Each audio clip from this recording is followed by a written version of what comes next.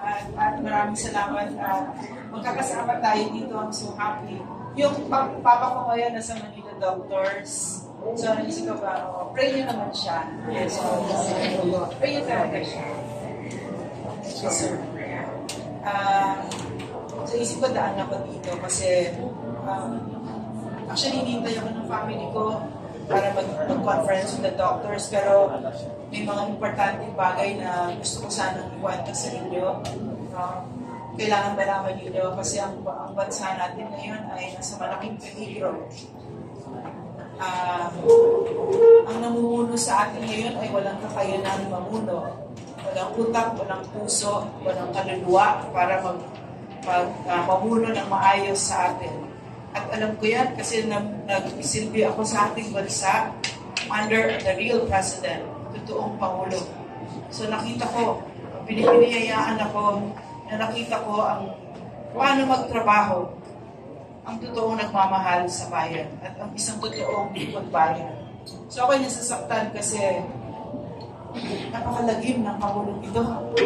Napakalagim ng Marcos administration. Katulad ng ama niya. Pero mas grabe. Kasi may droga na involved dito. Kung kaya ang pag-iisip ay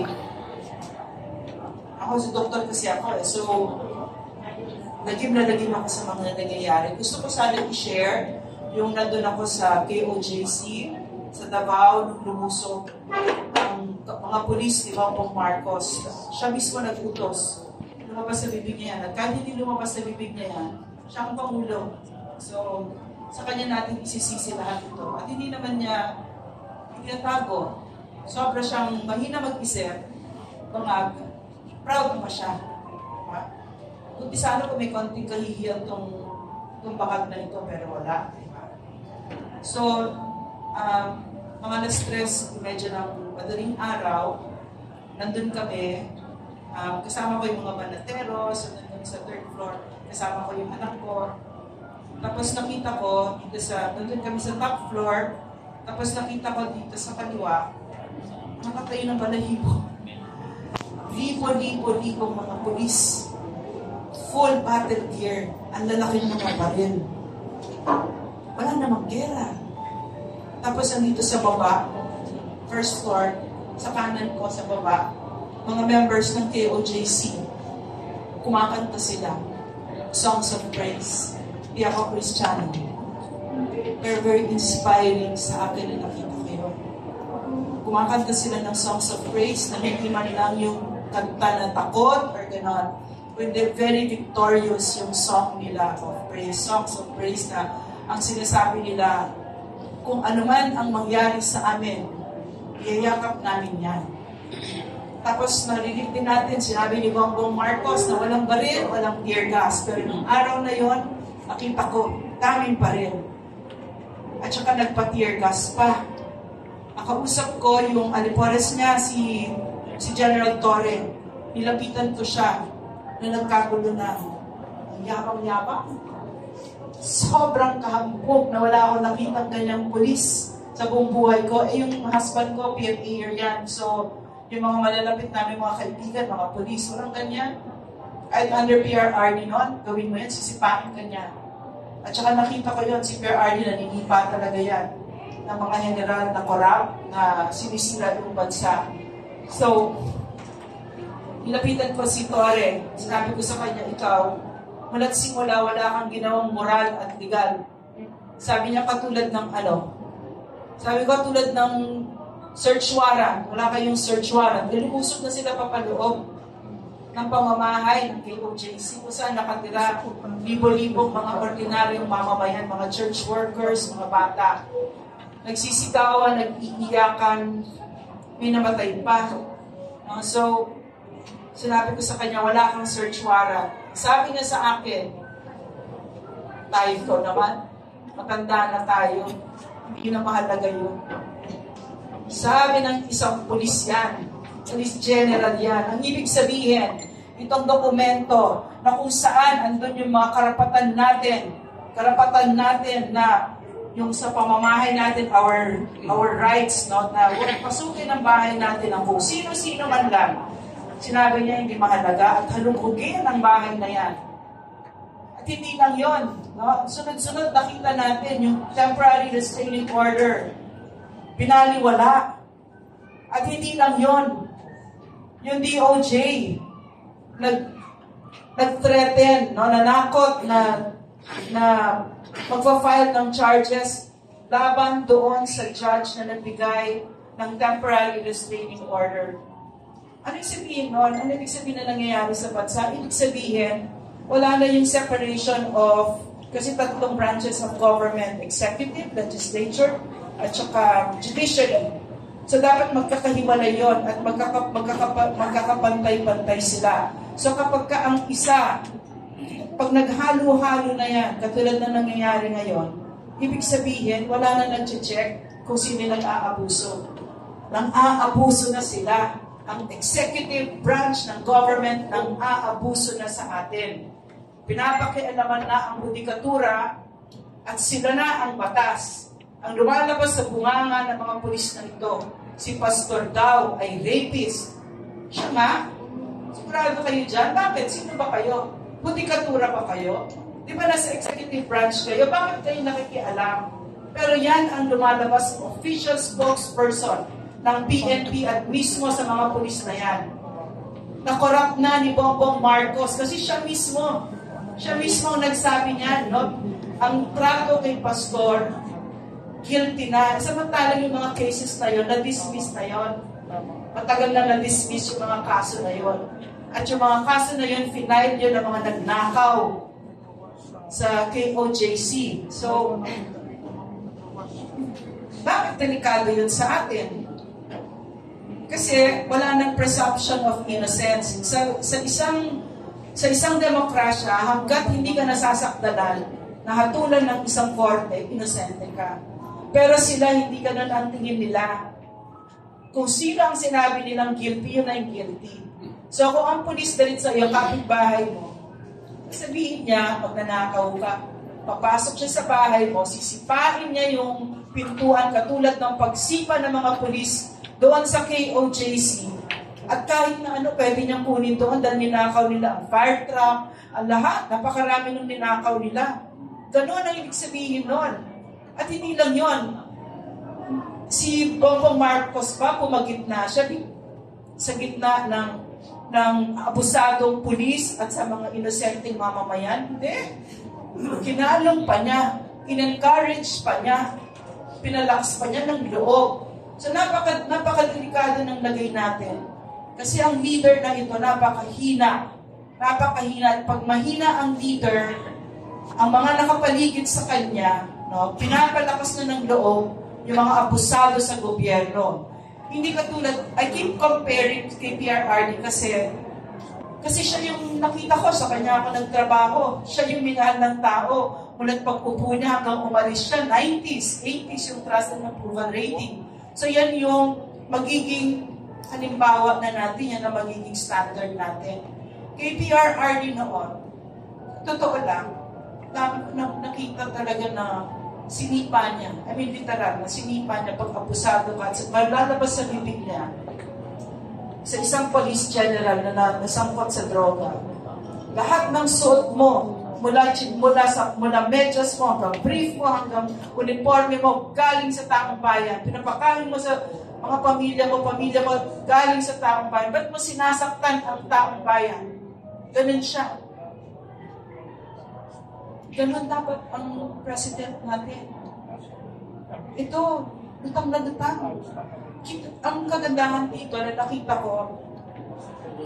nakita natin kung gaano na si Bongbong Marcos ay hindi na in charge.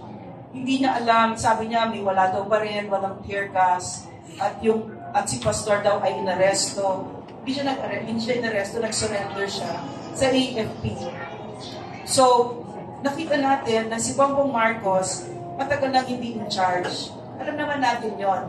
So, ang nagpapalakad sa gobyerno ngayon ay mga taong hindi inihalal at walang pananagutan sa bayan. Kasi hindi sila official. Katulad ni Lisa Marcos, official pa siya. At yung mga official naman, katulad ni Martin Romualdez, ako'y naghahari-harian para pa siyang Pangulo ngayon. Diba? So, nakita natin na itong president na ito, kasi ayaw niya mag-hair follicle drug test. So, sa akin, sigurado ako na nagdodroga siya. Unless mag-drug test siya, sasabihin ko, drogista siya. No? Kasi simple lang naman yun eh. Alam ko yun kasi nagtrabaho ako sa rehab centers bilang doktor. Tapos may mga pamilya ako na nag-rehab ng mga drogista. Ngayon, pag yung mga kapamilya ko na yun, sinabi ko, magpa-drug test ka. At alam ko, guilty sila, sasabihin nila ay. Pero pag inosente sila, game. Diba? Eh ito, tsaka hindi na siya nahiya sa atin. Ang lakas na ng sigaw sa kanya na itinitiman na natin magpa-drug test ka, pero ayaw niya. Diba? Sa madaling salita, wala tayong halaga sa Pangulo na ito. Pakiramdam niya, wala siyang sagutin sa atin. Kasi pala, ang akala natin, ang mga Marcos na yan, katulad natin mag-isip na pag binigyan mo ng pangalawang pagkakataon, gagawin nila yung dapat, sasabihin nila, o hindi kami magnanakaw, katulad ng sinabi ninyo, at saka ganyan, di ba? They'll try to redeem themselves. Pero ano nangyari? Hindi pala sila ganun mag-isip. Ang pag-iisip pala nila, naramdaman na nila kung paano mawala sa kapangyarihan, babalik tayo dyan, at pag bumalik na tayo, hindi na natin yung bibitawan, at paparusahan natin ang mga Pilipino na sumipa sa atin. Nakita nyo ba? Nakita nyo ba yung nag-iimbento ba ako? Sana nag-iimbento ako. Mahal na mahal ko Pilipinas na sana nag-iimbento ako, pero hindi. Totoo talaga itong nangyayaring kalagiman sa Pilipinas ngayon. At ang nakapalibot sa kay Bongbong Marcos ngayon, kasi lutang siya eh.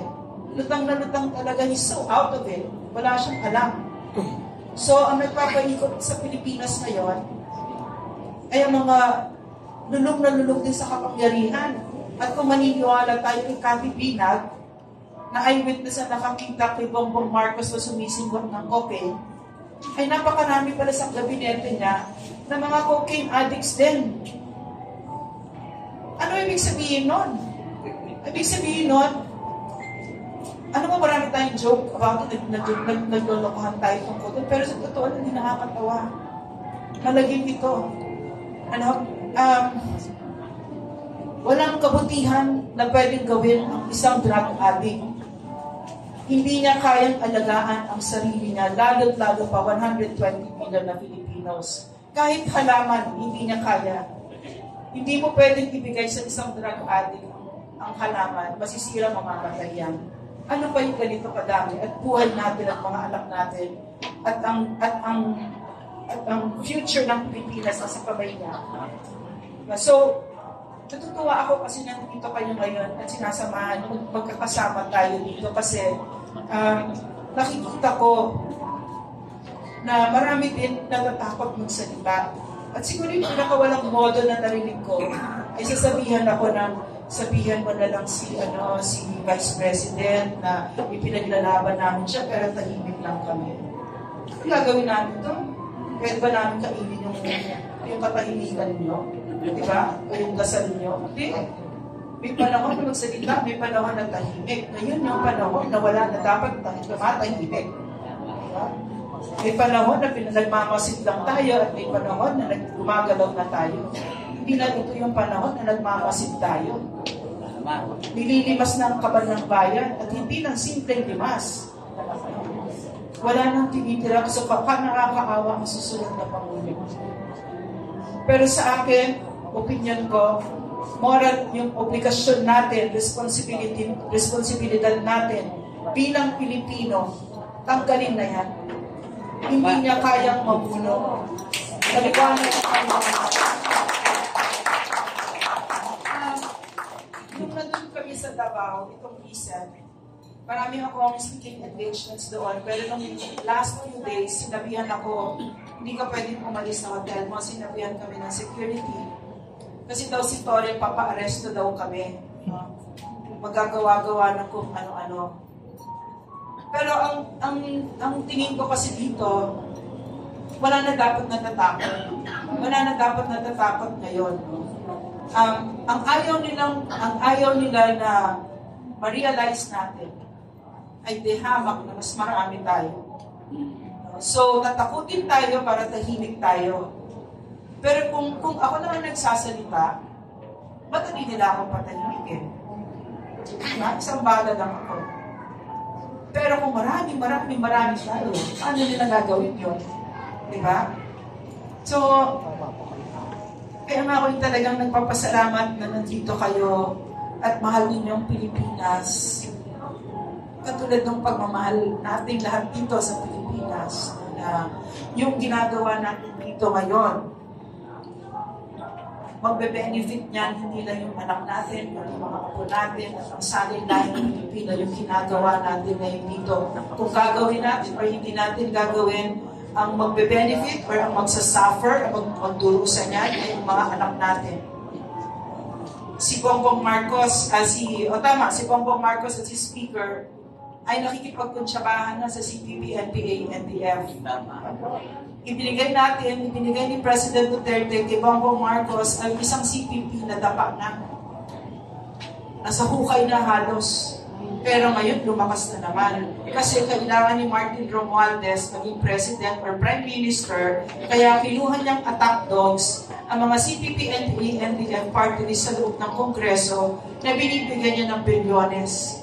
At ngayon ay nakakabalik na sila. So, ganito palang kaaga, meron na silang halos full senatorial slate na dati uugod-ugid sila kay Duterte. Diba? Napakalaking kataksilan ang ginagawa ni Bongbong Marcos. Ay, tinatanong ko yung ating mga kasundaluhan, papayag pa kayo dito? Lampas kalahating siglo, iningalay na natin yung mga anak natin sakripisyo sa altar ni Joe Masison. Gagawin pa rin ba natin yan? Hindi na lang sa apo natin, kundi sa mga apo at apo pa natin. Uulit pa tayo? Papayag pa ba tayo? Sa mundo ako papayag. Sa trabaho ko kay PRRD, nakita ko at hindi ko makakalimutan yung mga katawan ng mga anak natin. At kahit saan ako magpunta, dala ko yung mga pictures nila Keith Absalon, nila Malvin Cruz, nila Joan Lapira na naging biktima ng CPP, NPA, NDF. Hanggang ngayon, humaharap ako sa mga kaso ng lakas ko ng loob ng mga CPP. Sila pa ang nagkumakaso sa amin ni Eric. Pero okay lang. Okay lang, dahil mapapanalo natin ito. Pero yun ang gusto kong tanungin sa AFP at saka sa PNP, uulitin pa natin yung lampas kalahating siglo. Papayag pa kayo na babalik yung CPP, NPA, NDF? Na hindi na naman makakaandar ang Pilipinas at mga anak natin magkakatamatay ulit? At yung kahirapan, kasi sila, ang CPP gusto nila hirap na hirap ang Pilipinas para galing tayo sa gobyerno. So gusto niya pa yun, habang yung mga kapitbahay natin na bansa ay nagliparan na Vietnam, kahit Cambodia, malalampasan pa tayo. Diba? So hindi na tayo papayag doon. No?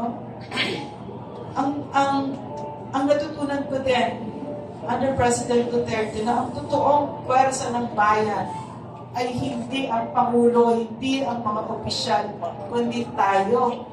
Tayong taong bayan, ang totoong pwersa ng bayan.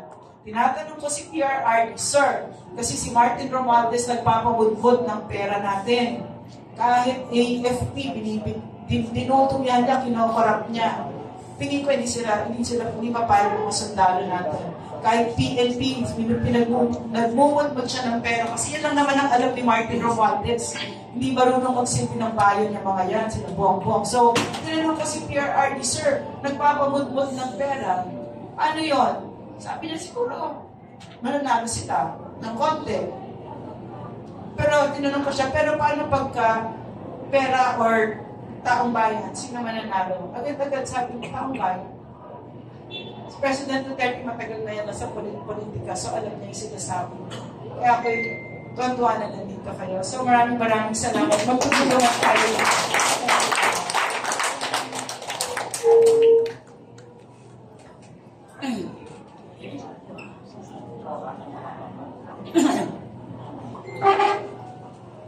Minsan pa, Doktora Lorraine Bago.